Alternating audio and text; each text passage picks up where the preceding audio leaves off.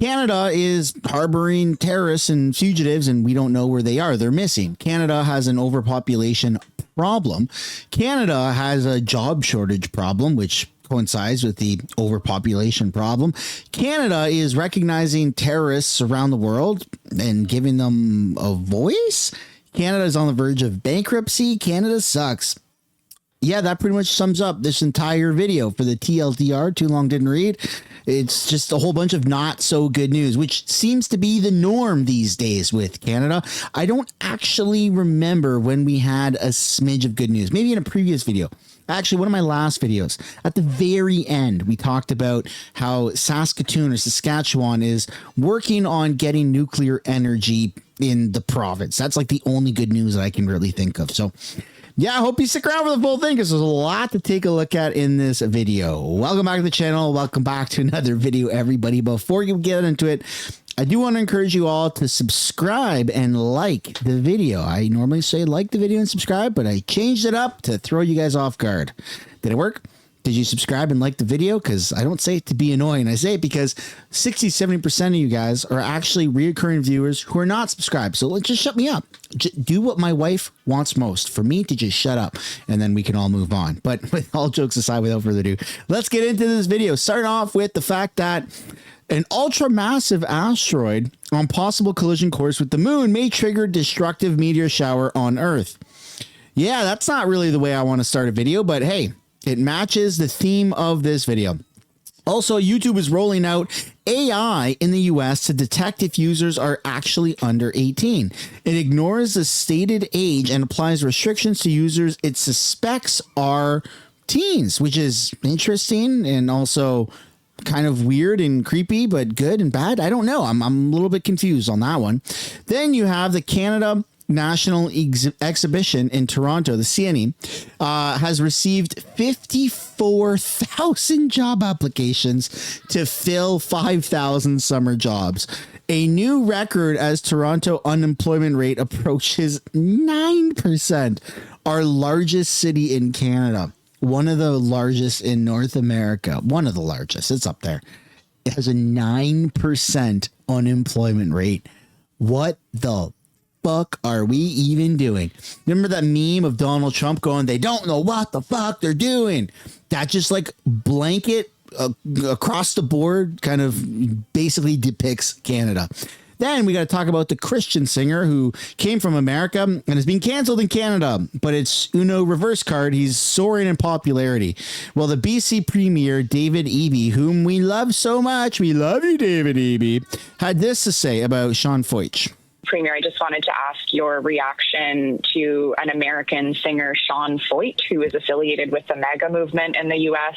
He's performing in Kelowna and Abbotsford next month. What's your reaction to that? Well, I mean, obviously, I don't share this man's politics. I disagree with him using music to go after people who are gay. He doesn't I think do it that, is, but okay. I think it's pretty reprehensible, and I don't agree with the message that he's promoting. Sean Foich doesn't go after people using his music who are gay. He's a Christian singer, man. It's so weird. But Canada doesn't acknowledge Christianity. That's why we have churches that burn down because of arson and political activists and people that just want to attack Christianity, which is the religion that has been Canada's religion since the beginning of Canada. But no, instead we have leaders who want to support and promote Palestine, whatever that is.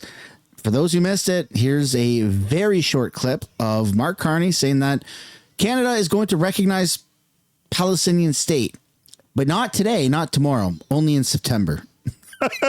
That's weird. Canada intends to recognize the state of Palestine at the 80th session of the United Nations General Assembly in September 2025. This intention is predicated on the Palestinian Authority's commitment to much-needed reforms, including commitments by the Palestinian Authority's President Abbas to fundamentally reform its governance, to hold general elections in 2026 in which Hamas can play no part, and to demilitarize.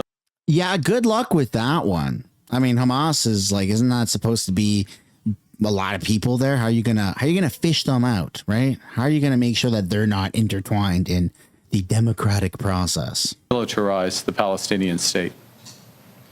Canada will increase its efforts in supporting strong democratic governance in Palestine and the contributions of its people to a more peaceful and hopeful future. I spoke today with President Abbas at length to reaffirm his commitments. Canada reiterates that Hamas must immediately release all hostages taken in the horrific terrorist attack of October 7th, that Hamas must disarm, and that Hamas must play no role in the future governance of Palestine. In the same breath of air, he goes, hey, man, you guys got to release the hostages. By the way, in 32 days, we're going to recognize your entire area as a state in which you have democratic elections. But please release the hostages before then.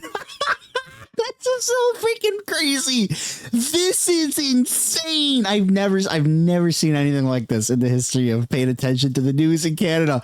We thought Trudeau was bad with being a terrorist sympathizer. Oh, this is crazy. It's like hostages. You got to release the hostages. You got to release the hostages before we recognize you as a state. But we're also not going to wait to recognize you. We're just going to do it anyways. But not right now. And it's just weird. It's weird. Anyways, moving on away from that stuff, we got to take a look at Ron Butler, who's like my go-to guy for finance. I highly recommend you guys go check him out. Ron Butler, the mortgage guy, big, old, overly opinionated about mortgages. He made an appearance on CTV. Let's have a look. This is obviously the CTV lady, not Ron. For more on this is Ron Butler, mortgage broker. Ron, welcome. Thanks for being here. Thanks for having me. So the Bank of Canada holding the line on interest rates at 2.75%. First off, your initial reaction to this announcement? Was totally expected. There was no expectation for anything but pause. Therefore, it has no effect on the marketplace. Ultimately, though, there's a lot of hopeful people out there who have mortgage renewals coming up that were looking for further relief. So that's bad news for them. Now, the interest rates remain too high for many potential home buyers. Even with this rate holding, is it still low enough for buyers to enter the market? Well, I think the results speak for themselves. We have an incredibly slow real estate sales environment. We have seen new construction of homes crater in Ontario and British Columbia, really lowest points in multiple decades for new construction of homes to buy. So obviously there's still an impediment to getting people into houses. Yeah. I mean, we have a huge housing crisis, and there's actually reason to believe that just mass building houses in this country isn't even going to solve our problems, because we have an immigration problem. So it's not that we need to just stop immigration. We need to start deporting people.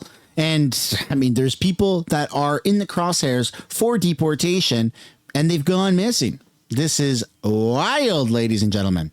Almost 600 foreign nationals with criminal records are due to be deported are missing, CBSA says. Canada border agents are trying to track down almost 600 foreigners with criminal records who are due to be deported but have gone missing. 431 of whom have been found guilty of serious crimes such as sexual assault.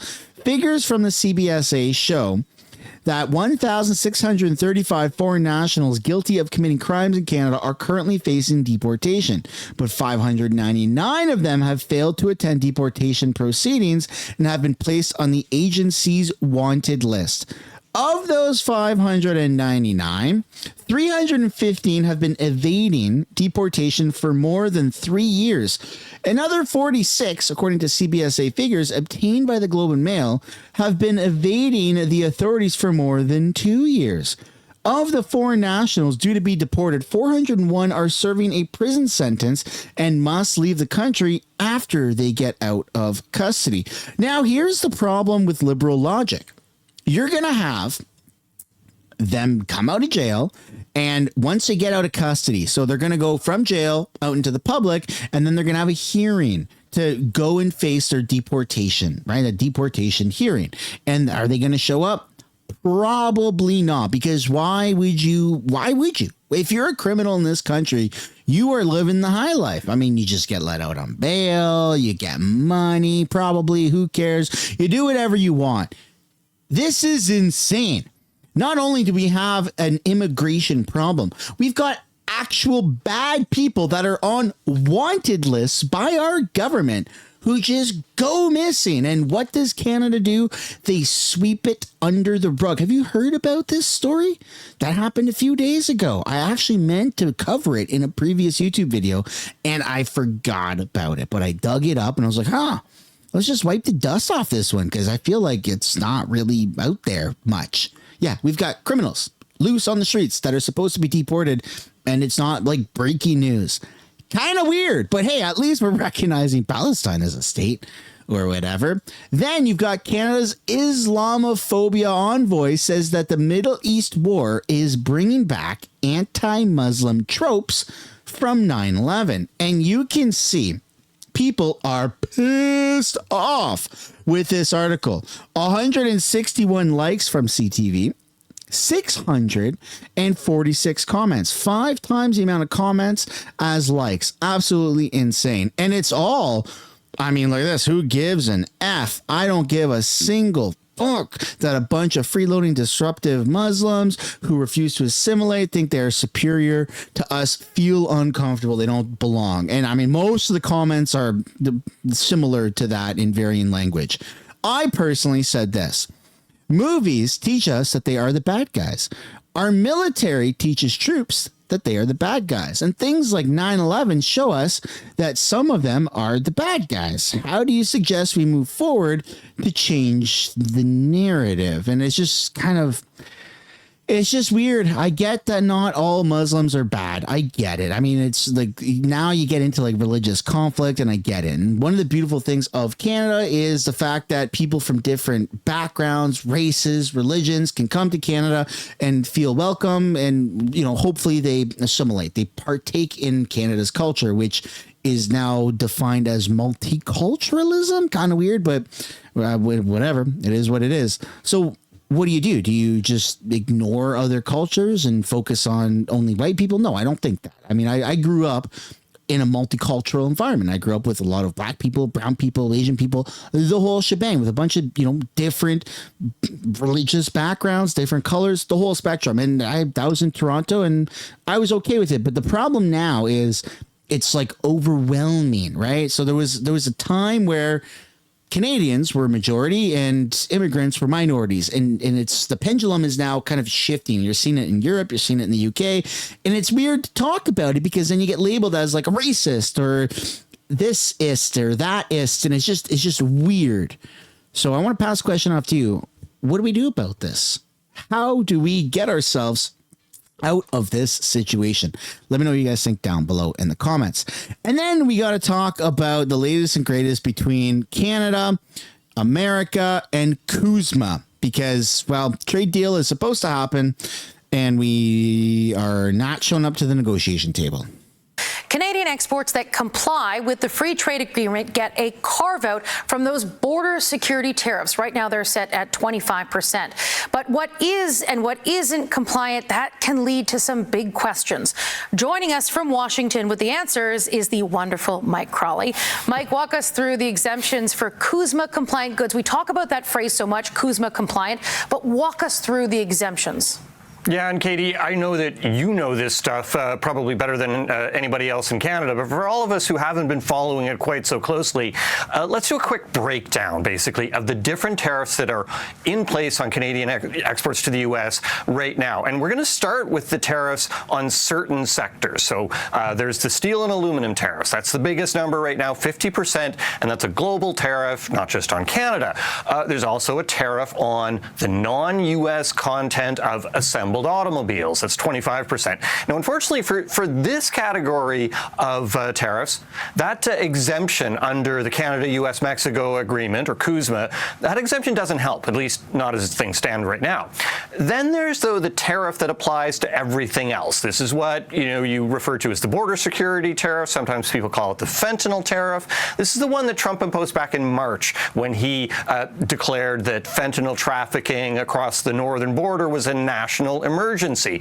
So it's 25% on products of Canada, and that's the rate that Trump is threatening to push up to 35% on his deadline of August 1st, which is Friday. The rate on energy, potash, and critical minerals is just 10%. But here's the thing with all of this category of tariffs: products that comply with the KUSMA rules of origin are exempt. So that means that they can enter the U.S. with zero tariff.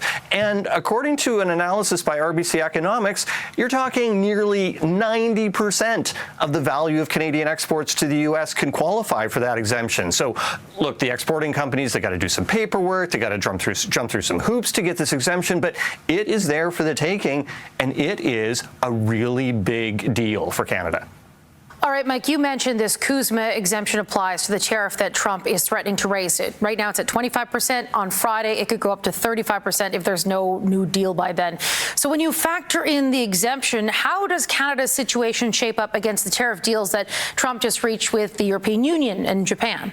Yeah, Katie, that's a really important question because although Canada and South Korea, they just signed a massive deal with South Korea for energy and for investments into America. I mean, huge. The only country that's failing at this on the global scale is Canada. Is facing the same deadline that the EU and Japan were facing and all these other countries are facing. Canada's actually not facing the same level of impact from the threat that's looming with this deadline. In fact, the impact is substantially lower. Look, Europe and Japan were staring down blanket tariffs across pretty much all of their exports. And in Canada's case, the vast majority of exports can enter the U.S. tariff-free because of KUSMA. So that's why you've got a lot of economic observers out there saying you can't look at these deals that the EU and Japan got with Trump and just look at the numbers, that they're 15% across-the-board tariffs. You can't compare that with Canada and say, hey, how come Europe and Japan got 15% and Canada's stuck with 25 and looking at possibly 35? You got to think of it this way. Would you rather have... It's weird to brag about the situation because of KUSMA, because KUSMA is under review, which is scheduled in 2026. It expires in 2036, but it's a joint review for Canada, US, Mexico. That's what KUSMA is in 2026. And so again, I mean, can Trump change things next year in 2026? Probably. He'll probably find a loophole. He'll probably find something. National security threat, blah, blah, blah, blah, blah. I mean, I wouldn't throw it out of the norm. So this braggadocious kind of outlook that Canadian media and Canadian politicians have, that, oh, we're protected by KUSMA. Yeah, but not for long because it's under review in less than 12 months. Have a 15% tariff on nearly all of your exports, or would you be okay with 25 or 35%, given that it applies to only a fraction of your exports? So it's these exemptions that matter, or the carve-outs. And Canada's KUSMA carve-out is a really big exemption that those other trading blocs don't have. So, whether Canada gets a deal by Friday to bring down that 25% to something that's comparable to the EU, or even if Trump goes ahead and he imposes that 35% on Friday, you got plenty of observers out there saying that this KUSMA exemption is giving Canada a big competitive advantage over these other countries. Tariff-free access to the U.S. for the vast bulk of our exports, in a world where at least some level of tariffs on some products are the new reality, the new, cost of doing business with Trump. And of course, that's so long as Trump leaves that KUSMA exemption in place. Yeah, and that is the big question. So far, the White House is indicating that they are going to keep those exemptions in place. But then again, you have the tariffs on steel and aluminum and some for the auto sector. And it makes everything so complicated and difficult. But that KUSMA compliant, those exemptions, they are the view from the White House is that they are quite significant and that Canada does have an advantage. And that is the view from, the Trump administration. The Canada, an advantage, speaking in terms of America, that being in the same sentence is just, it's not even appropriate to say that. Look, I think that Canada should be focusing on making a good deal, but this weird elitism that Canada is protected. Hey man, we're good, bro. We got KUSMA. It's okay. We're fine. But we're not. That's the thing. Trump can say and do whatever he wants. He's the president of the United States. He's the world superpower. He can absolutely reverse KUSMA at the joint review. He could probably do it beforehand if he feels like it, but he's probably going to wait for that joint review in 2026. And so I just kind of want to pass the question off to you. Do you think that we're looking at a favorable trade deal within the next couple of days, shortly after the August 1st deadline this Friday? Or do you think that we're in for a bit of a rough ride? Personally, I think we're in for a pretty rough ride and rude awakening. You're seeing time and time again that Trump and America, they're not messing around this go. I'm not saying that we need to bend the knee at whatever their demands are, but I mean, for the first time ever, right, this go around, you've heard Trump in the past 12 months call our prime minister governor. He did that with Trudeau. Governor Trudeau, absolutely hilarious. And then also annexation, 51st state, wouldn't even require military intervention, all that stuff. Like, these are things that have never even been mentioned before by politicians, let alone the leaders of the freaking free world. So if there's ever been a time to worry, I would say it's now, because it's just so uncertain. But again, that's my opinion. I would love to know yours down below. And now we're going to talk about Mark Carney and his new outlook on public sector jobs. Even though he campaigned on the fact that he's not going to cut jobs, he's now cutting jobs. Apparently up to 60,000 jobs, which is interesting because Elbows Up voted for not getting job cuts, right? Pierre Poilievre was the big bad guy who was supposed to cut all the jobs, right? That's how they branded him. And now the jobs are getting cut under the guy they voted for, which is poetic. Prime Minister Mark Carney's planned public service cuts are raising new questions over how jobs and services are going to be affected across the country. And the essence of this is to spend less and invest more. That means reining in government spending so that Canada can invest more as a country. So that's the Prime Minister back in February of this year. Earlier this month, Finance Minister François-Philippe Champagne directed cabinet ministers to identify 15% in savings in their individual departments by the end of the summer.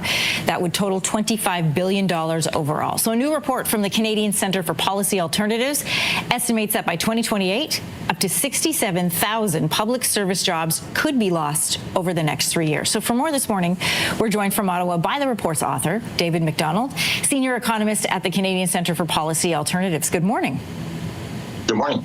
Your report outlines which department could bear the brunt of these cuts. We're going to outline those for people now. By 2028, you say more than 14,000 job losses at the CRA, Canada Revenue Agency, more than 4,000 at Employment and Social Development, and 4,000 at Citizenship and Immigration. Why would those agencies be most affected? They're service departments, so they provide a lot of services to Canadians, and therefore they have a lot of staff to provide those services. And so when you ask departments, you got to take a 15% cut, it ends up being a lot more staff in places where you've got a lot of services that are being delivered. These are very frontline departments. So CRA is, this is the department that does your taxes, does business taxes. You got a problem with your taxes, or if you have problems with transfer payment of some kind, like the Canada Child Benefit, that's who you talk to. ESDC, which is second on the list, they manage the Canada Pension Plan as well as employment insurance. So if you have an employment insurance claim that didn't go well, or you're not getting your pension plan payments, that's who you would call. And CIC deals with passports as well as immigration issues. And so if you need a passport in a rush, you're going to be at a CIC office looking to get that done quickly. These are all departments, because they're so service heavy, that Canadians will notice when the service levels decrease, because you're cutting cutting 15% of the staff. And David, are these full-time positions, part-time positions? Are they mostly administrative, or are they actually full-time positions that deal directly with customer service?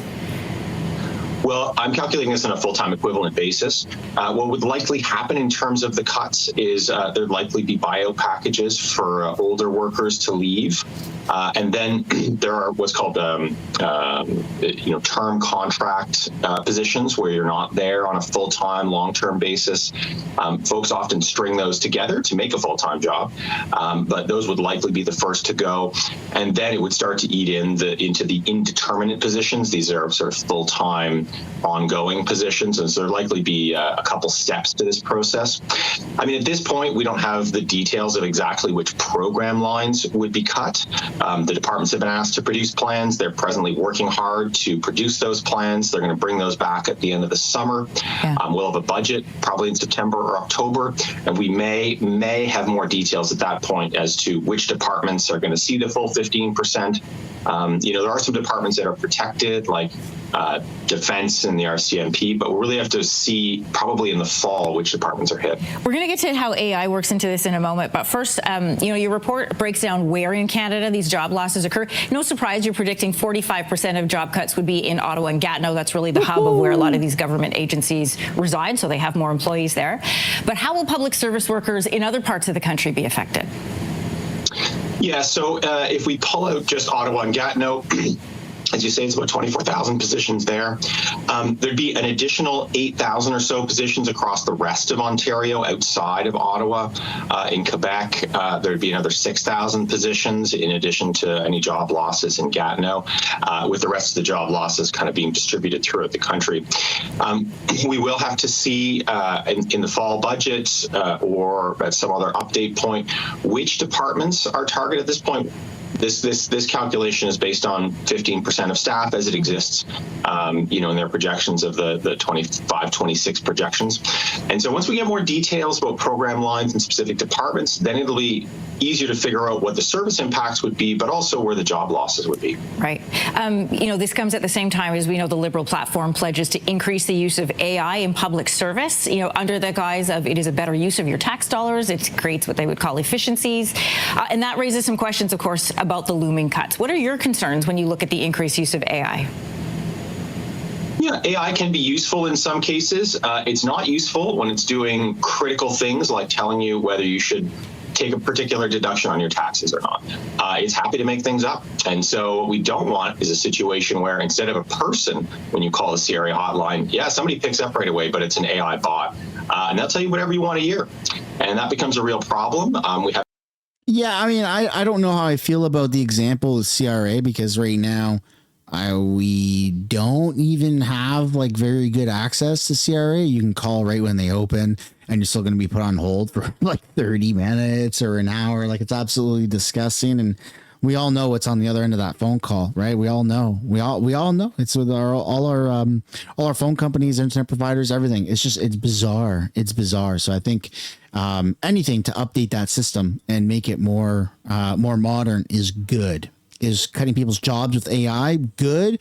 I don't know. I think they really tried to make that shift during COVID, right? The whole government, the whole world tried to make that shift of less people for customer service and more robots, more AI bots, chat bots, and things like that. And it was a little disastrous, but there was a lot of stuff going on at the time too. But again, I'd love to know what you guys think down below about this, because this is getting interesting, folks. We're now at the shift between where AI is good, it's not great, but as time goes on, it will become great and it will actually be able to tangibly start to replace people's jobs. So should we start with the public sector?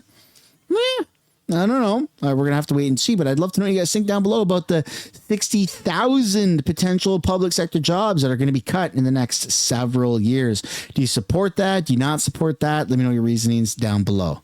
And that, ladies and gentlemen, concludes the video. Thank you so much for making it this far in. If you did, it'd be super awesome for you guys to hit the like button, subscribe to the channel, and I'll see you in another video. Bye for now.